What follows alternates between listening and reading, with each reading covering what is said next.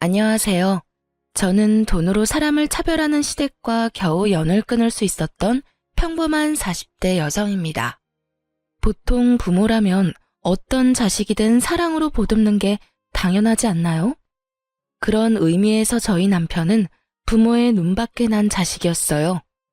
보통 이렇게 이야기하면 자식이 뭔가 잘못한 게 있으니 부모 눈밖에 나지 않았냐 하고 짐작하는 사람들이 많더라고요. 하지만 남편은 그런 사람이 아니었어요. 그저 잘난 두 동생에 비교되며 부모 눈밖에 났을 뿐이죠. 시댁의 둘째 시동생은 대기업에 다녔고 셋째 시동생은 공기업에 다녔어요. 남편만 유명하지 않은 중소기업에 다녔죠. 그 차이일 뿐이었는데 시댁 식구들은 남편을 형편없이 망한 사람처럼 취급했어요. 적어도 제가 보기에는 저희 남편만이 진심으로 가족에게 헌신을 다하는 사람이었어요. 남편은 항상 시부모가 필요한 일이 있을 때마다 연차를 내고 도움을 주러 왔었고 무슨 일이든 시부모의 일이라면 항상 해결해 주려 노력했어요. 다른 두 동생들이 바쁘다는 핑계로 아무것도 안 할 때도 말이죠. 장남이라서 그랬던 것만은 아니었더라고요. 원래 심성이 곱고 착한 사람이었죠. 어릴 때부터 참 잘했다는데 시부모는 그런 남편보다 공부 잘하고 좋은 직장에 간 두 동생들만 편애했다고 하더라고요. 결혼 전 인사차 시댁에 들렀을 때 그런 모습을 본 적 있었어요. 시댁 화장실에서 긴장되어 심호흡하는데 밖에서 대화하는 소리가 화장실 안까지 들리더라고요. 시모가 남편에게 대놓고 말했어요. 넌 정말 끝까지 날 실망시키는구나. 어디 가서 꼭 너 같은 애를 데려오고. 엄마는 너한테 기대도 안 했지만 어떻게 저런 애를. 됐어. 내가 너한테 무슨 이야기를 하겠니? 어머니, 그 사람 좋은 사람이에요. 마음씨도 곱고 강단도 있고 착하고요. 뭐가 마음에 안 드시는 건지 모르겠지만 여자친구 앞에서는 그런 말씀 마세요.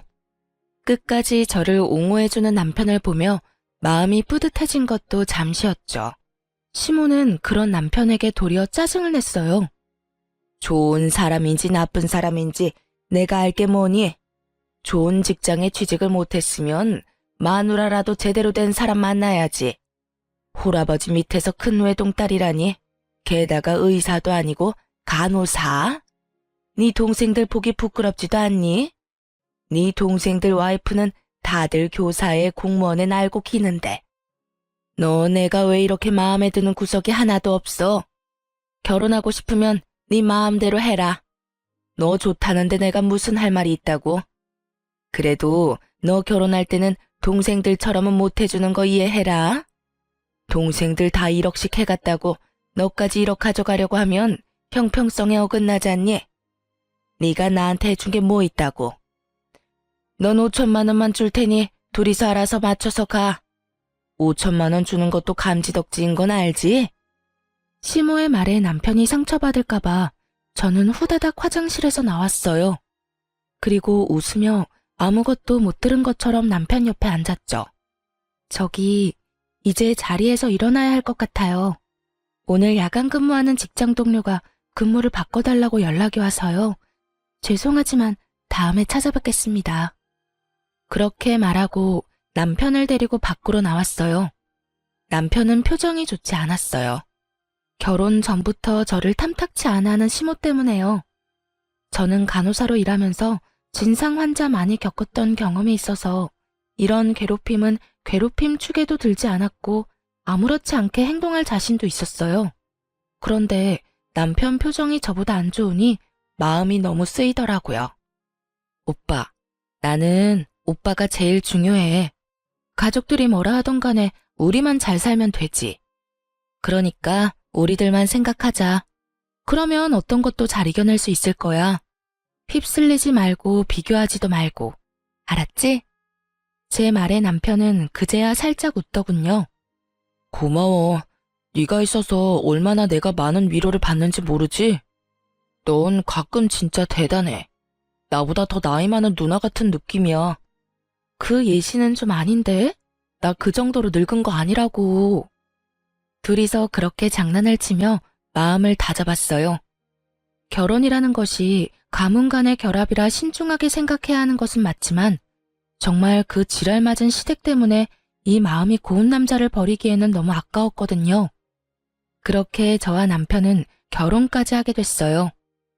험난할 줄 알았던 결혼은 생각보다 무난히 흘러갔어요. 시댁에서는 그때 한 말처럼 남편에게 별말 안 했고 남편도 크게 시댁과 부딪히지도 않았죠. 그래서 저도 이 시댁 사람들도 우리를 있는 그대로 받아주려나 싶었는데 그게 아니었더라고요. 결혼 후에 남편이 받는 취급에 더 화가 났거든요. 시모는 무슨 일이 있으면 무조건 남편을 불렀어요. 정말로 아주 간단하고 손쉽게 본인들이 할 수 있는 일에도 남편을 수시로 불러댔어요. 병원을 같이 간다거나 물건을 살 때 차 운전을 시키거나 지인들 경조사에 갈 때도 운전을 시켰어요. 그리고 더 화가 나는 건 부르는 시간도 천차만별이었다는 거예요. 아침에도 오후에도 한밤중에도 문제가 생기면 바로 전화해서 남편을 무슨 콜택시 부르듯 불렀어요. 제일 어이없었던 건 시댁 화장실과 세면대가 막혔다고 우리 남편을 불렀을 때였죠. 남편은 아침에 출근 전에 시댁을 들렀다가 가야 했거든요. 제가 그 부분에 대해 남편에게 몇 번 말한 적이 있었어요. 여보, 아무리 생각해도 이건 좀 너무한 것 같아. 솔직히 무슨 일만 생기면 당신을 부르잖아. 자기 몸이 2개도 아니고. 매번 어떻게 그 요청을 다 들어줘? 힘들면 동생들한테도 좀 시켜. 동생들은 나보다 더 바쁠걸? 그리고 내가 부모님한테 미안해서 그래. 기대하신 만큼 부응하지 못한 게 여전히 마음에 남아있거든. 이렇게라도 부모님한테 도움이 되면 마음이 편하거든. 남편은 남편 나름대로 시부모의 행동 때문에 받은 상처를 어떻게든 해결해보려 노력하고 있더군요. 그걸 무턱대고 부정하며 잘못됐다고 말할 수는 없더라고요. 그런데 제가 결국 시댁에 직접 말을 하게 되는 일이 벌어졌어요. 결혼 후 몇 달 뒤에 시모에게 직접 저한테 전화가 왔어요. 주말에 일이 있으니 시댁에 들르라는 말이었어요. 남편과 함께 갔는데 시모가 그러더군요. 다음 주면 명절인데 집골이 말이 아니구나. 오늘은 집 대청소에 냉장고 청소를 좀 해야겠다. 그러면서 저와 남편에게 청소 도구를 쥐어주시더군요. 저는 당황했어요. 갑자기 불러서 청소라니. 제가 물었어요. 동서들은 언제 오나요? 오면 같이 시작하는 게 어떨까 싶은데. 저는 당연히 다른 동서들도 올 거라고 생각하고 물었거든요. 그런데 시모가 어이없는 말을 하더군요. 동서들이 여길 왜 오니? 너랑 아범 둘이서 다 해야지. 내가 솔직하게 말해서 이런 말까지는 안 하려고 했는데 너는 염치도 없니? 네 2 동서들이 시댁에 용돈을 얼마를 주는지 알기는 해? 너희보다 월등히 많이 줘. 냉정히 생각해봐라. 걔네한테 일을 시키는 게 맞는 거니? 너희한테 일을 시키는 게 맞는 거니? 너랑 2 동서를 똑같이 생각하는 게 어이가 없잖아. 돈도 많이 못 벌어다 주는 거면 몸으로라도 때워야지. 그 말에 진짜 머리를 한 대 맞은 것 같은 기분이었어요. 이 사람이 무슨 소리를 하나 싶었다니까요. 매달 받는 용돈 액수의 차이가 나기 때문에 우리한테만 일을 시킨다는 말에 더 어이가 없었어요.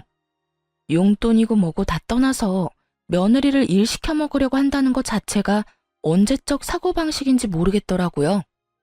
사실 남편은 결혼 전부터 시모에게 매달 20만 원씩 용돈을 드리고 있었어요. 결혼 전 남편은 월세로 따로 자취를 하고 있었거든요. 월급이 세후 280 정도였는데 적금을 100만 원을 꼬박꼬박 넣었죠. 월세 60에 적금 100에 생활비 쓰고 나면 딱히 남는 게 없었지만 그 없는 살림에도 남편은 시모에게 꼬박꼬박 20만 원씩 드렸어요. 많이 못 드려 죄송하다는 말과 함께 말이죠. 솔직히 그거라도 주는 게 대단하다고 생각했어요. 월급도 300이 안 되는 데다가 월세까지 사는 사람에게 20만 원도 큰 돈이잖아요. 그런데 2 동생들은 매달 50만 원씩 용돈을 준다고 하더군요. 결혼을 하기 전에도 결혼을 하고 난 뒤에도 말이죠. 시모는 그 액수의 차이가 차별의 기준이 된다고 아주 대놓고 말을 하더군요. 어머님은 며느리와 아들들을 이렇게 차별하는 게 당연하다고 말씀하시는 거예요? 차별이라니, 그건 차별이 아니라 등가 교환인 거지. 누가 들으면 오해할 이야기를 어쩜 이렇게 태연스럽게 하는지. 예, 너희가 돈을 적게 내니까 일을 더 많이 하라는 건데 그걸 왜 그런 식으로 받아들이니? 시모가 저한테 엄청 화를 내더군요. 제가 급소를 찌른 모양이었어요. 그런 식으로 비춰지고 싶지는 않은 모양이었죠. 그날 일을 하고 돌아와서 저는 남편에게 말했죠. 우리도 용돈 50 드리자. 내가 30만 원 보탤게. 이런 식이면 영영 죽을 때까지 시댁에서 하는 일처리 당신이랑 내가 다 해줘야 할지도 몰라. 당신은 부모님께 더 잘해주고 싶은 건지 몰라도 나는 아니야. 동서가 2명이나 있는데 내가 왜 혼자서 모든 걸 다 감당해야 해? 그리고 내가 만약에 애라도 생겨봐. 내가 그 몸으로 무리하다가 문제 생기면 그때는 어떻게 할 거야? 차라리 처음부터 그런 일 없도록 일 처리하는 게 나아. 내가 보태줄 테니까 그렇게 하자. 제 말에 남편도 수긍을 했어요. 임신을 언급하기 전에는 제 말에 반대를 하려고 한 듯 보였는데 애 이야기에 마음이 돌아섰더라고요. 그럴 수밖에 없죠. 애가 태어나고도 불려가는 거 생각하면 남편 입장에도 힘들 수밖에 없잖아요. 그래서 저는 그 다음 달부터 시모에게 50만 원을 붙였어요. 하지만 시모는 여전히 남편을 불러냈어요. 그래서 전 남편에게 정말로 바쁠 때는 가지 마라고 조언했어요. 그리고 남편을 시켜서 2 동생에게 전화를 하게 했어요. 도련님, 저희 남편 요즘 일이 바빠서 어머님이 부를 때마다 가지를 못해요. 그러니까 도련님이 좀 가주세요. 어머님한테도 좀 신경 쓰시고요. 형수, 그렇게 말해도 저희는 바쁜데 어떻게 매번 시간 내서 시댁에 가요? 난색을 표하는 시동생에게 제가 말했죠. 형은 계속 그렇게 해왔어요.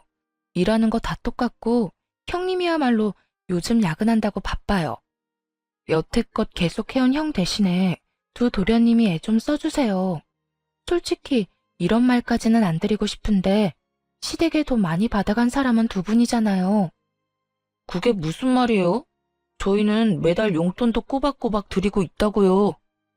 용돈은 저희도 드려요. 그런데 결혼할 때 도련님들 시댁에서 얼마 받으셨어요? 제가 알기로는 1억 넘게 받았다고 들었는데. 저희는 5천만 원 받았거든요. 그러면 2 도련님께서 더 노력해야 하는 게 당연한 거 아닌가요? 저희보다 훨씬 많이 받아가셨잖아요. 여태 용돈 드린 거 제하더라도 말이죠. 제 말에 틀린 말이라고는 조금도 없었으니 도련님들도 어쩔 수 없이 알겠다고 하더군요. 그런데 문제는 저와 동서 쪽이었어요. 시모는 여전히 저만 부르더라고요. 김장날에도 저 혼자 불렀길래 제가 예전에 말했던 것처럼 시모에게 물었어요. 어머님, 동서들은 언제 오나요? 네 동서들은 안 온다. 바쁜 애들을 왜 불러? 죄송한데 용돈을 세 아들이 똑같이 50만 원씩 주는데 왜 김장에는 저만 부르셨어요? 부르려면 다 똑같이 부르셨어야죠. 그게 무슨 소리냐? 네가 맏며느리니까 부른 거지. 어머님, 저번에 저희한테 용돈 다르게 준다고 용돈 많이 주는 사람은 일 못 시킨다고 얘기하셨잖아요. 저희 지금 동서들처럼 50만 원씩 꼬박꼬박 드리고 있어요. 그리고 솔직히 이런 말 하기도 좀 그렇지만 저희 결혼할 때 도련님들보다 더 많이 받은 거 없어요. 도리어 훨씬 적게 받았죠. 장남인데도 불구하고 말이죠. 솔직히 주는 것도 다행이라고 생각하고 여태껏 남편이 군말 없이 시댁 일 도와드렸던 것 같은데 저는 그게 평등하다고 생각 안 하거든요. 어머님이 저번에 용돈 때문에 차별하신다고 하셨고 이제는 똑같이 용돈을 받으시니까 세 사람 동등하게 번갈아 가면서 부르세요. 며칠 전에 저 불러서 운전시키셨잖아요. 그러니까 이번에는 다른 동서 부르세요. 그렇게 말하면서 저는 내려놓았던 핸드백을 다시 들었습니다. 그리고 현관문 쪽으로 걸어갔죠. 그러자 시모가 제게 큰 소리를 치더군요. 야, 넌 뭐가 그렇게 잘났어? 너 며느리야. 맏며느리답게 일하라면 해. 고작 용돈 똑같이 내는 것 때문에 지금 바쁜 애들을 부르라는 얘기니? 넌 정신이 있는 거야, 없는 거야? 말씀드리자면 바쁘기는 간호사가 제일 바빠요. 저는 주 6일 일하는 사람이라고요. 그분들은 주 5일 일하죠? 공휴일 다 쉬면서. 일주일에 이틀을 쉬는 사람이랑 일주일에 하루를 쉬는 사람 중에 누가 더 바쁘고 덜 바쁜지 계산이 안 되세요? 용돈 계산은 확실하게 하시면서 날짜 계산은 잘 안 되시나 봐요. 결국 제 말에 아무런 반박을 할 수 없었던 시모는 기가 차다는 표정으로 저를 바라보더군요. 근본도 없는 년이랑 결혼한다고 할 때부터 내가 알아봤어. 아무것도 없는 년 받아줬으면 군소리 말고 일이나 잘하면 될 것이지. 매번 사사건건 사람을 허파를 뒤집어 놓지. 내가 그 결혼 시키질 말았어야 했어. 할아버지 밑에서 뭘 배웠겠어? 이래서 엄마 없는 며느리 들이는 게 아니었는데. 제가 돌아가신 어머니한테 배운 건 없어도 사람 차별하면 안 된다는 것쯤은 잘 알아요. 그것도 돈 가지고 치사하게 말이죠. 그리고 어차피 생각도 없으시겠지만 김장 김치 하셔도 저희한테 연락하지 마세요. 일도 안 했는데 가져갈 만큼 염치 없는 사람 아닙니다. 뭐 남이 해놓은 것 넙죽넙죽 잘 받아가서 퍼먹는 뻔뻔한 인간들도 이 집에는 좀 많던데 저는 그런 뻔뻔한 사람들이랑은 좀 다르거든요. 그럼 김장 잘하세요. 그렇게 말하고 저는 집으로 돌아왔습니다. 그러게 왜 사람을 별것도 아닌 걸로 차별을 하는지 다른 사람 못 살게 굴 때는 본인도 당할 거라는 생각을 해야죠. 그 뒤로 시모는 저한테는 연락을 안 하더군요.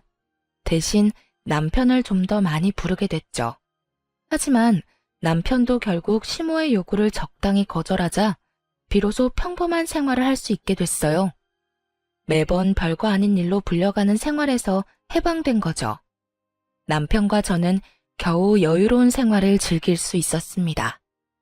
하지만 그것도 아주 잠깐뿐이었어요. 남편 회사에 문제가 발생하게 됐거든요. 남편은 중소기업에서 일하는데 본래 남편 성격 자체가 회사원 기질은 아니었어요. 그런 남편에게는 특기가 하나 있었는데요. 그게 바로 요리였습니다. 요리는 정말 모르는 제가 맛봐도 남편의 음식은 무척 맛이 있었거든요.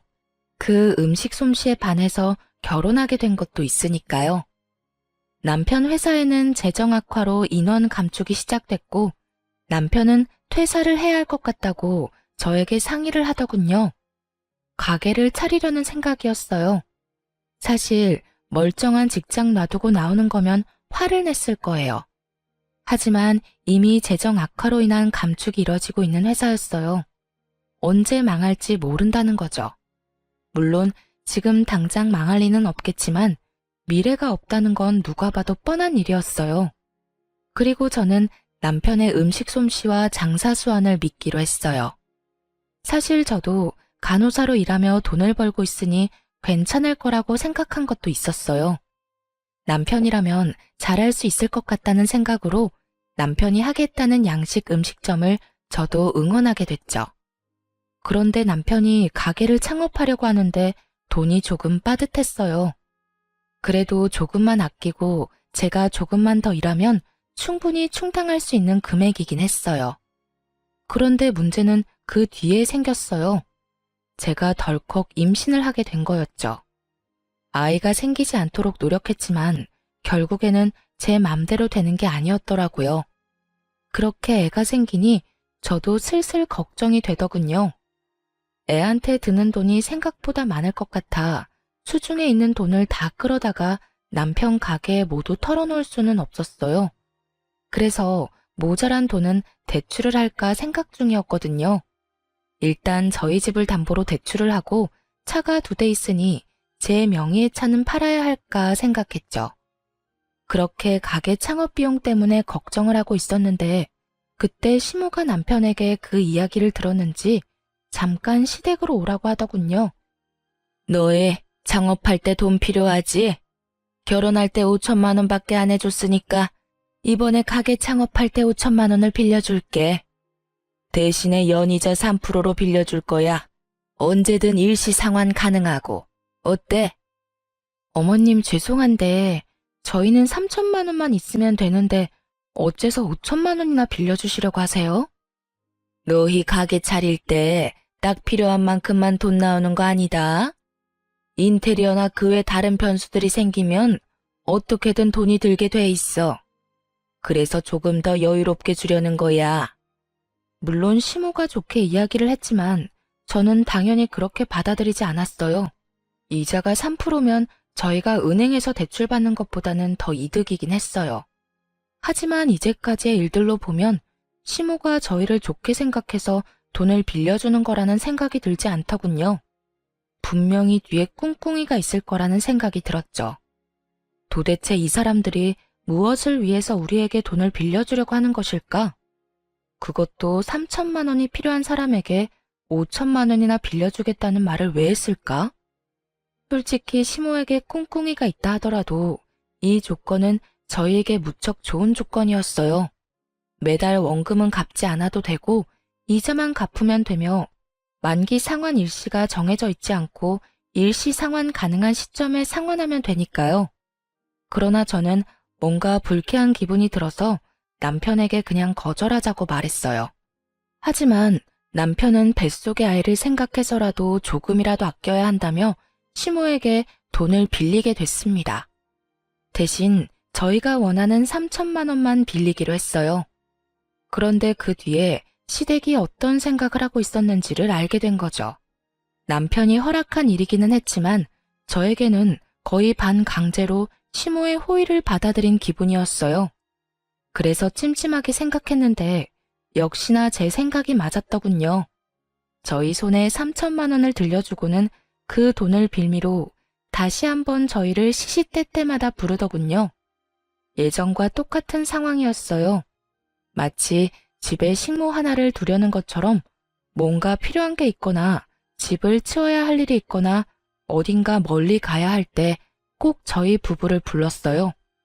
솔직히 왜 돈까지 줘가면서 우리를 부려먹으려고 하나 궁금했는데 그 이유는 두 도련님과 동서들 때문이었습니다. 동서들은 불러도 고분고분 오는 성격이 아니었고 애초에 시모도 두 동서를 자기 맘대로 부리지 못하더군요. 겨우겨우 삼형제를 평등한 상황으로 만들어놨는데 결국에는 다시 이렇게 불평등한 상황으로 내몰리게 됐어요. 게다가 그간 저희를 부르지 못했던 한이라도 풀듯이 시모는 임신한 저의 몸 상태도 고려하지 않고 일주일에 2~3번을 불러내기 시작했습니다. 돈을 빌려갔으면 빌려간 값은 해야지. 아무리 우리가 호의로 돈을 빌려줬어도 그걸 당연하게 여길 생각은 아니지. 그리고 애도 움직여야 건강한 법이야. 집에서 쉴 생각하지 말고. 결국 시모의 행동에 저는 참지 못하고 그 3천만 원을 돌려주기 위해 사방으로 뛰어다니며 돈을 마련하기 시작했습니다. 그리고 그때 친정아버지가 저를 불렀죠. 딸, 요새 돈 많이 필요해? 여기저기 전화 돌리는 것 같은데 아버지가 좀 도와줄까? 마침 친정아버지는 재개발 보상금을 받아 이사를 가려던 중이었거든요. 제가 직접 아버지께 연락은 안 드렸지만 친척한테 전해들었나 보더라고요. 남편과 상의해서 친정아버지에게 감사히 돈을 빌리기로 결정하고 다시 전화를 드렸어요. 아빠, 너무 고마워. 이렇게까지 도와줘서. 사실 시댁에서 스트레스만 안 줬으면 아빠한테 신세질 일도 없을 텐데. 나랑 남편이랑 돈 많이 벌면 아빠한테 꼭 갚아줄게. 이자 두둑하게 쳐서 갚아줄 테니까 걱정하지 마. 안 갚아줘도 돼. 아빠가 너 결혼할 때 도와주지 못한 거 지금 해준다고 생각하니까 마음이 편해. 그리고 너 힘들 때 도움이 돼서 얼마나 좋은지 알아? 여태껏 너한테 도움 한 번 못 돼서 마음에 짐이 무거웠거든. 그러니까 딸, 갚을 생각하지 마. 저는 그런 아버지를 끌어안아주고 다독여줬습니다. 정말 너무 감사한 일이었어요. 부모의 사랑이라는 게 당연하지 않다는 걸 옆에서 봤잖아요. 시모는 남편을 그렇게 다독여준 적이 한 번도 없었거든요. 저는 홀아버지 밑에서 자랐지만 사랑만은 가득 받았다고 생각하며 저는 3천만 원을 들고 남편과 함께 시댁으로 갔어요. 어머님, 드릴 말씀 있어서 왔어요. 부르지도 않았는데 무슨 일이니? 그래, 차라리 잘 됐다. 온 김에 냉장고 청소도 좀 하고 가렴. 너 좀 있으면 출산인데 출산할 때까지 몸 부지런히 움직여야 해. 그게 아니고 저번에 빌린 3천만 원요. 그거 갚으려고 왔어요. 제 말에 시모의 얼굴이 딱딱하게 굳어가더군요. 이유는 한 가지뿐이었어요. 저희가 돈을 갚아버리면 허드렛 일 시킬 명분도 사라지니까요. 왜 갑자기 돈을 갚아? 너희한테 빌려준 거 천천히 갚아도 된다고 했잖니. 이자가 많이 나오는 것도 아닌데 혹시 너희 대출 받았어? 대출 이자가 얼마나 아까운지 알아? 혹시 대출 받았으면 당장 갚고 와. 이상한 데 돈 쓰지 말고. 그런 거 아니에요. 저희 아버지가 저희 사정 아시고 도와주셨어요. 그러니까 어머님께 빌린 돈부터 먼저 갚는 게 맞는 거라고 생각했고요. 대출 아니니까 걱정 마세요. 그리고 이거 돌려드릴 테니까 앞으로는 저희만 부르지 마시고 서방님네도 부르세요. 그리고 일손이 필요하신 거면 일하는 사람을 부르시고요. 집안일 하실 분이 필요하면 도우미 여사님을 부르시면 좋을 것 같아요. 아니, 돈 빌려줘 놓고 이렇게 또 사람을 부려먹으려는 건 좀 아니지 않나요? 너 지금 내가 너희 부려먹으려고 돈 빌려줬다고 생각하니? 네, 그런 의도라고 생각하고 있어요. 어머님 행동이 그렇잖아요. 돈 빌려주시고 나서는 일주일에 2-3번을 부르시는데 그런 생각이 안 드는 게 더 이상하죠. 너 지금 말 다 했니? 나도 너희 같은 자식이면 며느리 필요 없어. 되먹지도 못한 것들 받아주려고 했더니 도리어 사람을 좀생이 같은 인간으로 만들어? 나가. 우리 집에서 당장 나가고 연락하지 마. 너희 같은 애들 우리도 필요 없어. 어디 고마운 줄도 모르고 사람을 나쁜 사람으로 만들어? 너 그렇게 생각하는 거 자격지심이야. 열등감이라고. 앞으로 얼굴 비치지 마라. 돈을 갚는데도 이렇게 화내는 걸 보니 속이 훤히 보이는 것 같아 웃기더군요. 옆에 있던 남편도 어이없는 얼굴로 말했죠. 어머니, 저희가 어머니한테 빌린 돈을 갚는데 왜 이런 말을 들어야 하는지 모르겠어요. 저희가 뭘 잘못했는데 이렇게 나가라고 소리치고 화내시는 건가요? 돈을 갚은 게 싫으신 거예요? 아니면 동생들 대신 우리를 못 부르는 게 싫으신 거예요? 저도 이제 지치네요. 어머니 원하시는 대로 해드릴게요. 여보, 가자. 남편이 그렇게 말하고 저를 끌었습니다. 그렇게 시댁과 인연은 정말로 뚝 끊기게 됐어요. 솔직한 말로 저희는 아쉬울 것 없었어요. 남편도 그쯤 되니 시댁 행동에 진저리를 치더군요. 노력해도 언제나 사랑받는 건 두 시동생들 뿐. 그런 남편에게 저와 친정아버지는 남편의 인정 욕구를 채워주려 노력했어요. 그래서 그런지 남편은 친정에 더 마음을 쓰더라고요. 그러면서 우리끼리 잘 살아보자고 말했죠. 우여곡절 끝에 남편은 음식점을 개업했어요. 다행히 남편의 음식 솜씨가 좋았던 모양인지 가게는 잘 되기 시작했고 1년이 넘어갈 때에는 매출이 엄청 올라 남편 월급의 2배만큼 벌 수 있게 됐어요. 친정아버지는 바쁠 때마다 나와서 홀도 봐주시고 도움을 많이 줬어요. 회사원으로 일할 때마다 더 벌게 되니 저희 주머니 사정도 굉장히 나아졌어요. 그렇게 시댁과 연 끊은 지도 3년이 지나가고 있었어요. 아이는 어느새 3살이 다 되어가고 있었죠. 그렇게 행복할 줄 알았는데 친정아버지 몸이 많이 안 좋아졌어요. 병원에 가보니 위암에 걸렸다고 하더군요. 암 걸리는 사람이 많아졌다고는 들었지만 그게 저희한테 닥쳐올 줄은 그 누구도 상상 못했었어요. 남편은 망설임 없이 저한테 그러더군요. 같이 병간호하면서 치료하면 이겨낼 수 있을 거라고요. 제가 슬픔에 빠져 눈물만 흘리는 동안 남편은 전문 병원부터 시작해서 위암 환자에게 필요한 것들, 하면 안 되는 것들, 그런 정보들을 꼼꼼히 조사하기 시작했어요. 정말 의지가 되는 사람이었습니다. 그래서인지 저희 아버지도 항상 고마워하며 남편에게 미안함을 전했어요. 자네한테는 언제나 미안하네. 내가 몸도 성취하는데 매번 자네한테 신세를 지니 도움이 되어야 할 터인데 도움을 받게 되니 말이야. 해준 것도 없는데 시간 내서 이렇게 와주는 것도 참말로 미안하네. 그리고 미안함보다 고마움이 더 크고 말이지. 자네가 해준 것들은 내가 꼭 잊지 않겠네. 친정아버지는 그렇게 말하며 남편에게 매우 고마워했어요. 남편은 뿌듯해하기도 하고 칭찬을 받으니 더 열심히 하고 싶기도 했나 봐요. 저희가 의지를 다잡고 있는 동안 시모에게서 연락이 왔어요. 잠깐 만나자고 하더군요. 그것도 남편과 함께 말이죠. 남편은 가게 문을 닫고 나올 수가 없어서 시모를 가게로 불렀어요. 오픈 시간 전에 말이죠. 시모는 작은 규모의 저희 가게를 보더니 코웃음을 치고는 용건만 빠르게 말하더군요. 너희 아버지 병원 데려갔더니 간암 3기란다. 이식 말고 답은 없다는데 내일 땡땡 병원 가서 이름 말하고 간이식 검사하고 와. 정말 3년 만에 뜬금없이 찾아와서 할 말은 아니었어요. 그리고 저만 그렇게 느낀 건 아니었죠. 언제는 필요 없다고 나가라고 해놓고 3년 만에 연락 와선 간이식 검사를 하라고요? 그보다 먼저 할 이야기가 있지 않으세요? 넌 도대체 무슨 말이 듣고 싶은 거니? 내가 화내서 너희를 쫓아냈다고 해서 네 아빠가 바뀌는 건 아니잖아. 아버지가 아프다는데 이식도 안 해주려고? 그게 아니죠. 3년 만에 만났으면 저희 근황부터 묻고 저번 일에 대한 사과를 하는 게 맞잖아요. 장장 3년을 연락도 안 하고 지냈는데 갑자기 제 간이 필요해서 왔다고 하면 제 기분은 어떻겠어요? 검사는 할 거고요. 그런데 드리고 안 드리고는 제가 선택할 문제죠. 선택? 너한테 선택이라는 게 있다고 생각하니?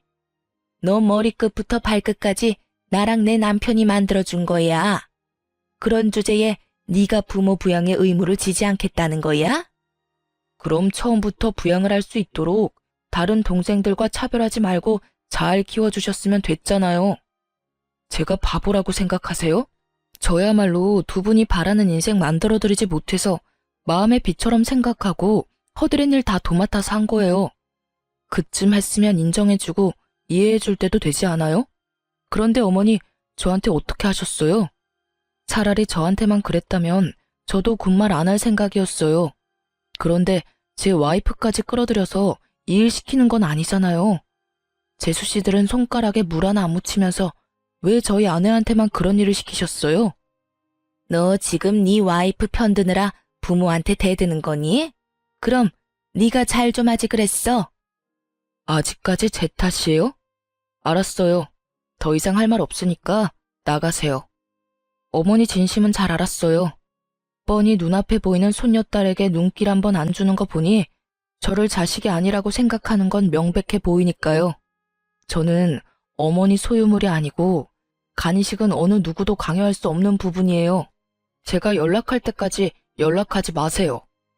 결국 시모는 남편에 의해 가게 밖으로 쫓겨나갔어요.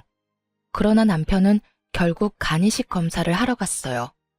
부모 자식이고 시부는 시모만큼 남편을 못살게 군 것도 아니었으니까요. 만약 시모가 간에 문제가 생겼다면 저는 결사반대했을 거예요. 그렇지만 시부고 남편 마음이 그러하니 존중해주기로 했죠.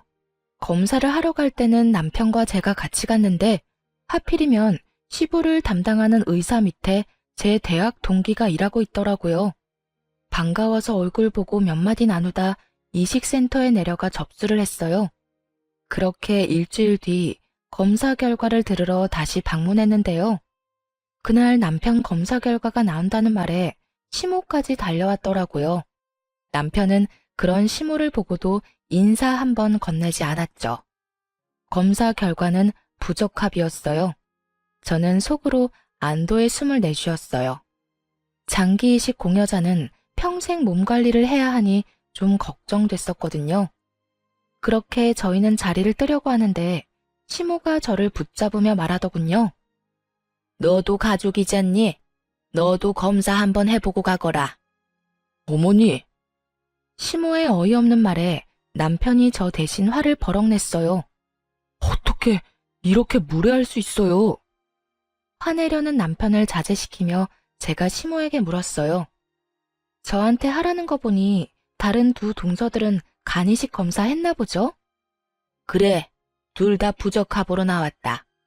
넌 맏며느리인데도 검사를 안 하면 그건 문제가 있지 않겠니? 죄송한데 어머님, 적합자는 이미 나온 걸로 아는데요. 제가 진행 상황 차트를 전부 봤거든요. 적합한 가족이 이미 나왔는데도 저희한테 검사 요구하는 거 혹시 아버님도 알고 계시는 상황인 건가요? 제 말에 시모가 입을 꽉 닫아버리더군요. 묵비권 행사, 침묵이 진실이라는 말이 있죠. 사실 이걸 물어볼 필요도 없었어요. 왜냐면 이미 알고 있었거든요. 그 동기가 알려줬으니까요. 시모가 보호자 신분으로 결과를 전부 듣고 갔다고 하더라고요. 어머니, 어떻게 이러실 수 있어요? 적합자가 있는데 왜 검사해보라고 한 거예요? 그걸 언제까지 속일 생각이셨어요? 넌 동생 앞길 막고 싶니? 공여자도 힘든 수술이라잖니. 너야 별 볼 일 없는 직장에 이를 것도 없지만 둘째랑 셋째는 너랑 달라. 걔네들이 얼마나 큰 일을 하고 있는데. 시모의 어이없는 말에 남편이 시모에게 소리를 지르며 난리를 치는데 저는 조용히 그 옆에서 폰을 들었어요. 그리고 시부에게 전화를 걸었죠. 네, 오랜만에 연락드려요. 죄송해요. 그런데 제가 드릴 말씀이 있어서요. 혹시 둘째 도련님이 간이식 적합자인 거 알고 계셨어요? 어머님이 아버님을 속이신 것 같아요. 둘째 도련님 앞날을 생각해서 그러신 것 같은데 아직까지 그렇게 힘드신 게 아니라 다행인 것 같네요. 제 말에 대답도 않고 전화가 뚝 끊기더군요. 그러더니 시모 전화가 시끄럽게 울리기 시작했어요. 시부 전화였죠. 전화를 받은 시모 얼굴이 확 구겨지더군요. 시부에게 한 소리 들은 것이 분명해 보였어요. 폰 너머까지 들리는 시부의 목소리에는 노성이 가득 차 있었죠. 그런 시모를 놔두고 저희는 집으로 돌아왔어요. 시모는 돌아가는 저희를 잡으려고 했지만 시부의 분노를 고스란히 몸으로 막아내는 중이라 그럴 수도 없었어요. 그리고 그 다음 날부터 시모는 시도 때도 없이 저한테 전화를 해서 쪼아대기 시작했어요. 너희들 때문이야. 너희가 그 이야기를 남편한테 풀어버리는 통에 남편이 내 명의 카드까지 정지했잖아. 너희가 책임져. 어머님이랑 둘째 도련님이 거짓말해서 생긴 일을 왜 저희가 책임져야 하는데요? 그리고 무슨 책임을 어떻게 지라는 말이에요? 너희 이 집 살 때 5천만 원 해준 거 내놔. 그거라도 있어야 내가 생활을 하지. 늙어서 골골대는 인간 병수발도 들어야 하는데 돈도 없으면 어떻게 생활을 하니? 매달 100만 원씩 꼬박꼬박 받는다는 걸 제가 아는데도 돈 없는 것처럼 말하는 걸 보니 참 어이가 없었죠. 그리고 그 5천만 원을 걸고 넘어질 줄은 생각도 못했거든요. 그래도 그 집구석에서 나온 돈 차라리 이참에 다 갚아버릴까 했죠. 그렇지만 지금 돈 좀 번다고 5천만 원이라는 큰 돈이 갑자기 하늘에서 떨어지는 건 아니잖아요. 그때 제 전화를 듣고 있던 아버지가 그러더군요. 너희만 괜찮으면 너희 집 팔고 우리 집 전세금 합쳐서 좀 더 평수가 큰 집 얻고 남은 금액으로 5천만 원 갚는 건 어떻겠니? 그 이야기에 귀가 번쩍 뜨이더군요. 남편에게 상의했더니 남편은 이번에도 친정아버지에게 신세를 지게 돼서 너무 죄송하다고 하더군요. 아버지는 우리가 보호자로 간병을 해주고 있으니 당연히 받아도 되는 일이라고 했고 대신 자신을 간병하는 일이 힘들 거라 그것만 걱정된다고 하셨거든요. 남편은 그 제안을 받아들이기로 했어요. 그렇게 저희 집을 팔고 좀 더 외곽에 집을 얻기로 했어요. 평수는 크지만 예전 집 금액에 조금 더 보태서 들어갈 수 있었죠. 부랴부랴 해결하느라 시간이 좀 걸리기는 했지만 저희는 시모에게 줄 돈을 마련할 수 있게 됐어요. 운 좋게 2달 만에 모두 다 팔리고 새로운 곳에 이사까지 들어갈 수 있었어요. 그리고 나서 돈 5천만 원을 보냈어요. 그리고 시모에게 전화했죠. 어머님, 돈 돌려드렸으니까 확인해보세요. 그래? 2달이나 걸렸지만 그래도 갚은 건 다행이네. 그렇게 말하고 전화를 끊은 시모에게 다시 전화가 왔어요. 야, 너 돈 갚는다고 해놓고 이게 무슨 짓이야? 돈이 안 들어왔잖아. 저 돈 돌려드렸어요. 아버님 계좌로요. 저희 이 돈 받을 때 아버님 계좌에서 받은 거 알고 계시죠? 이런 돈 문제는 정확히 하는 게 좋거든요. 혹시라도 제가 돈을 어머니 계좌로 드렸다가 나중에 아버님이 돈 갚으라고 하면 큰일이잖아요. 빌려준 사람한테 돈을 갚는 건 당연한 거죠. 저는 일부러 시부에게 돈을 보냈거든요. 시부 주머니에 돈 들어가면 시모에게 돈 줄 일이 없을 테니까요. 너 바보야? 그걸 네 시아버지에게 주면 어떡해? 지금 우리 둘이 싸워서 내가 돈 한 푼 못 받고 있는데. 설마 너 일부러 그런 거니? 아까도 말했지만 돈 관계 확실하게 하려고 아버님한테 드린 거니까 저한테 뭐라고 하지 마시고 아버님한테 싹싹 빌어보세요. 그러면 아버님도 마음 바뀌겠죠. 저는 건조하게 말하고 전화를 끊었어요. 시모가 뭐라 소리치는데 들을 필요는 없었거든요. 그렇게 저희는 시댁과의 모든 돈 관계를 청산했고 드디어 인연 끊고 살 수 있게 됐어요. 더 이상 저희한테 뭔가를 요구할 수는 없으니까요. 그렇게 남은 돈으로는 남편 가게를 리모델링해서 좀 더 확장하고 더 화사하게 꾸몄어요. 그게 잘 맞았는지 입소문 타며 가게도 더 잘 되게 됐어요. 그리고 얼마 뒤 시부가 간이식을 받았다는 이야기를 막내 시동생에게 전해 들었어요.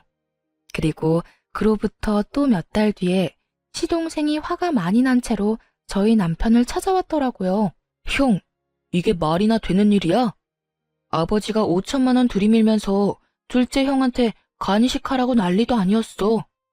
아니, 적합자가 둘째 형이니까 당연히 이식해줘야 하는 건데 그걸 속이고 안 해주려 했던 형한테 5천만 원을 주고 이식해달라는 이 상황이 맞기는 한 거야? 내가 적합자였으면 나는 그냥 줬어. 돈을 받고 간을 주다니 둘째 형도 너무 뻔뻔한 거 아니야? 그것 때문에 5천만 원을 날리다니 아버지는 생각이 있는 거야 없는 거야? 수술만 잘 됐으면 됐지 뭐. 아버지도 수술하고 괜찮으시지? 괜찮기는 수술하고 고작 3달 지났을 뿐인데 이 영감이 정신 못 차리고 벌써 술 마시고 담배 피고 난리도 아니야. 이제는 가족 중에 적합한 사람도 없는데 이럴 거면 그 간은 왜 가져갔대? 어차피 얼마 못 쓰고 또 버릴 거면. 둘째 형만 불쌍하게 됐지 뭐. 간 주고 돈은 받았는데 몸이 안 좋아졌대. 형 사업하잖아. 이래저래 과로할 일도 많고 술 마실 일도 있는데 아무리 조심해도 몸이 나빠지더라고. 간 이식해준 사람도 받은 사람도 다 나빠졌네. 그래도 아직 괜찮은 것 같은데? 2사람 다 입원은 안 해도 되는 건가? 나도 몰라. 나 둘째 형 5천만 원 받았다는 거 얼마 전에 알고 그 집이랑 인연 끊었어. 왜 돈을 둘째 형한테만 줘? 완전히 기분 상하잖아. 아니, 간이식을 해줬다고 돈을 왜 줘? 그리고 그거 준다고 넙죽 받아쳐먹은 둘째 형한테도 화나고. 결국 시부가 그 5천만 원을 둘째 시동생에게만 줬다는 게 화가 난다는 막내의 투정이었던 거죠. 하긴 돈만큼 사람 기분 상하게 하는 게 없죠. 돈으로 차별하는 집안에서 커서 그런지 돈에 관한 건 아주 예민하게 받아들였더라고요. 그리고 엄마도 좀 너무한 거 아니야? 우리한테 매달 돈 받아가면서 집 살 때 1억 넘게 해줬으니까 책임지라며 우리더러 합가하자고 하잖아. 돈 더 받아간 둘째 형한테 말하라니까 형은 간이식을 해줘서 안 된대. 그러면서 우리 집에 와서 돈을 얼마나 펑펑 쓰는지. 말도 못하게 낭비가 심해서 엄마도 내쫓아 버렸어. 와이프가 엄청 싫어했거든.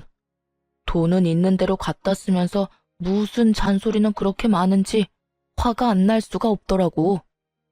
막내 도련님 이야기를 들어보니 시모도 여전하더라고요. 그렇게 울분을 토하고 간 막내 도련님 이후에 둘째 시동생도 저희 집에 찾아왔어요. 아주 얼굴이 반쪽이 되었더군요. 형, 부탁이 있어서 찾아왔어. 무슨 부탁? 아버지, 좀 형이 모시면 안 돼? 형이 장남이잖아. 나는 간이식까지 했고 막내는 어머니 모시고 있어. 그러니까 형이 아버지 모셔야지. 당연한 듯 말하는 둘째 시동생을 보며 아직 시모가 쫓겨난 이야기는 못 들었구나 싶었어요. 그리고 뭐가 이렇게 당당하나 싶은 생각도 들었죠. 내가 장남인데 장남으로 여겨진 적은 없잖아.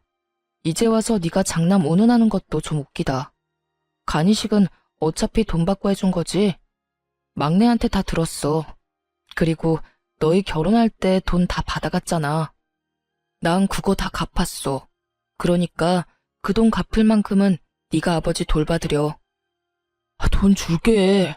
아버지한테 받은 5천만 원 나눠줄 테니까 아버지 좀 부탁하자. 응? 너 우리 가게 얼마나 잘 되는지 모르지? 그 돈 없어도 될 정도야.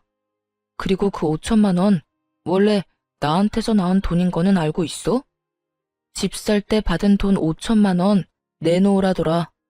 그래서 돌려드렸는데 그걸로 간을 사실 줄이야. 어쨌든 우리는 돈 없어도 되니까 너희 일은 너희가 알아서 해. 형, 1억이야? 형도 가족이잖아. 어느 가족이 돈으로 형제를 차별해? 그리고 3년 동안 연락 없어도 너희 잘 살았잖아. 아버지 몸 좀 안 좋다고 연락 와서 이제 와서 가족 행세하면 누가 좋다고 그럴까? 그러니까 여태 해왔던 것처럼 알아서들 해. 우리한테 신경 끄고. 그리고 나는 처가 식구들 챙기는 것만으로도 바빠. 여태껏 장인어른한테 도움받은 게 얼마나 많은데 그래서 병수발 드는 것도 당연한 일이고. 뭐? 지금 친아버지 놔두고 남의 아버지를 챙기겠다는 거야? 당연하지. 그 친아버지 친어머니가 나한테 한 짓을 생각하면 항상 도움만 주려는 처가의 눈길이 가는 건 당연하지 않냐? 있는 것도 다 빼앗아가고 종처럼 부려먹으려는 부모랑 있는 거 다 내어주고 고맙다며 항상 챙겨주는 장인어른이랑 비교가 안 되려야 안 될 수가 없잖아. 앞으로 이런 일로 나 찾아오지 마. 그렇게 남편은 둘째 시동생도 내보냈어요. 나중에 이야기 들어보니 간이 다시 망가진 시부는 돌봐줄 사람 없이 요양병원에 들어갔고 간이식은 꿈도 못 꾸고 있다고 하더군요. 게다가 시부가 돈을 꽉 쥐고 있는 통에 돈 한 푼 제대로 못 쓰는 시모도 막내 아들에게 버림받고 단칸방 하나 얻어서 수발 들며 힘들게 살고 있다고 하더라고요. 자식을 도구로 쓰려다가 스스로 도구가 되어버린 시모를 보면서 조금이라도 장남에게 잘했으면 이런 비참한 노년을 맞이하지는 않았을 거라는 생각이 들었어요. 저희 아버지는 위암 진단 후 저희 부부의 지극한 병간호에 이제 완치 판정, 즉 치료 후 5년까지 딱 1년을 앞두고 있거든요. 남편이 처갓집에 마음을 붙여줘서 참 다행이라는 생각을 해요. 그리고 이런 복덩이 같은 남편을 제 손으로 내친 시댁도 자기 손으로 복을 내보낸 걸 알려나 모르겠네요. 지금까지 저의 긴 시댁 이야기 들어주셔서 감사합니다. 좋은 하루 되세요.